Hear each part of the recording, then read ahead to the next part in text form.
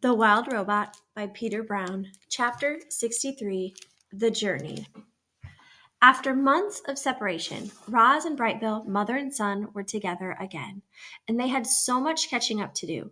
They went into the nest, and the robot built a fire. Then the goose gazed into the flames and told the story of his winter. This is what he said. We spent the whole first day of our migration flying over the ocean. It seemed like the ocean would go on forever.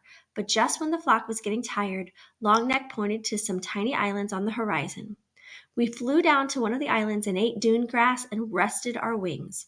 After a few days of hopping from island to island, we reached the mainland and continued over fields and forests, and then the snow began to fall. I'd never seen snow before, and at first I thought it was beautiful, but it just kept coming. The others explained that the snow was early and that we were never supposed to see it, but there was, piling up all around us as we tried to sleep at night. Longneck worried that the weakest geese wouldn't survive, and he was right. We lost old Widefoot to the very first snowstorm. We tried to fly around the snowy weather, but we got completely lost, and the weather became even worse. Lakes and ponds and rivers began freezing over. We couldn't find food or water, so we ate snow, and that only made us colder. We had trouble cleaning ourselves, and our feathers became dirty and heavy. The flock was in bad shape, but Longneck kept us moving. "We are geese," he squawked, "and geese keep going." One day we were struggling through a snow shower when we saw something called a farm. It had perfectly square fields and enormous buildings. And stomping her way through the farm was a robot. "She looked just like you, Ma."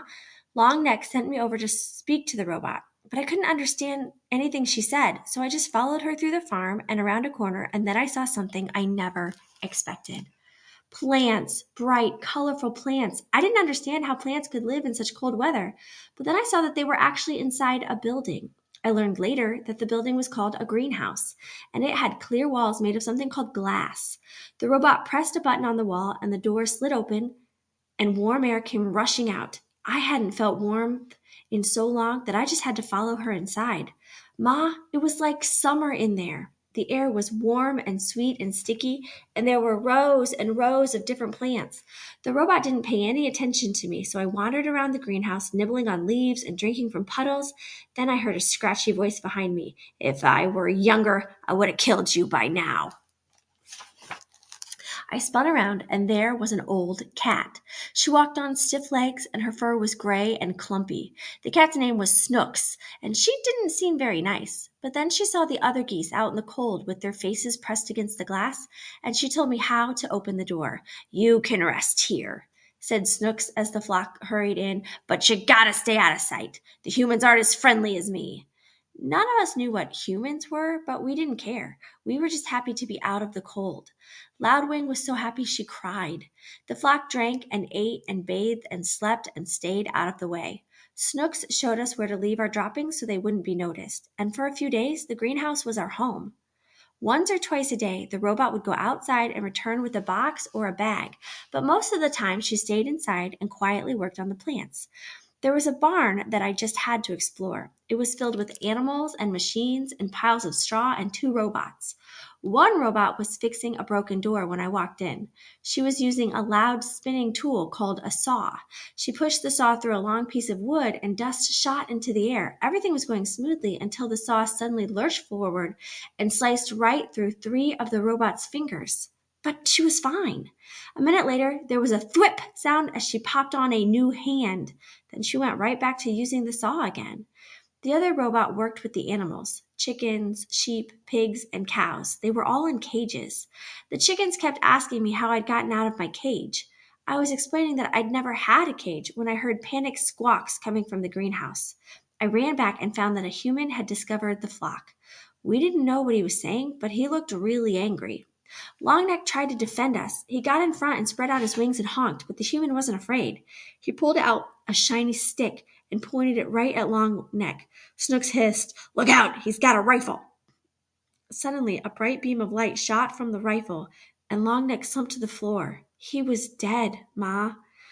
The flock was so scared, we fluttered around and honked and knocked over plants, but the human kept moving towards us, pointing his rifle. So I pecked the button to open the door, and we ran outside into the cold and flew away from there as fast as we could. Without Longneck, the flock needed a new leader. Everyone wanted me to lead. I didn't know what to do, so I started by repeating Longneck's words. I squawked, "We are geeses, and geeses keep going." Then I took the point, and the flock spread out behind me. The weather had us all turned around, and nobody knew which way to go, so I just led us straight south. We saw more robots and humans and buildings, but we didn't stop. We knew we were way off course when we saw the ocean again, but at least it was a little warmer by the water, so I decided to follow the coastline for a while. There were more buildings by the coast. Most of them were on land, but some were in the ocean. The ocean buildings were dirty and crumbling and leaning in different directions. There weren't any humans or robots in those buildings, only sea creatures. We saw ships on the water. We saw ships on the land. We even saw ships in the air. They buzzed through the sky like giant dragonflies. And then we reached a place called a city, where thousands of buildings and robots and humans and ships were all close together. When we stopped to rest on a rooftop, we met a friendly pigeon named Graybeak. She had grown up there, so she knew everything about the city. She flew us over towers and under bridges and kept us away from all the buzzing airships. And everywhere we went, there were robots. Some of the city robots were like you, Ma, but others crawled on 6 legs or rolled on wheels or slid up and down the sides of buildings. Some robots were really small, some were really big. They moved things and cleaned things and built things and did every kind of job you can think of. Graybeak brought us down to a ledge on the side of a building and told us to look through the windows. Inside was a family of humans, and they had a Roz robot. When we looked into other buildings, we saw other humans with other robots. Every human seemed to have a robot. I told Graybeak about you, Ma, and she wanted to show us one last place. She flew out to the edge of the city to a really big building called a factory. Graybeak brought us to the roof windows, and we looked down into the factory and saw machines building sparkly heads and torsos and limbs. The factory was building robots. A machine held up a robot torso and put 2 legs under it, and they snapped into place. It put feet under the legs, and they snapped into place.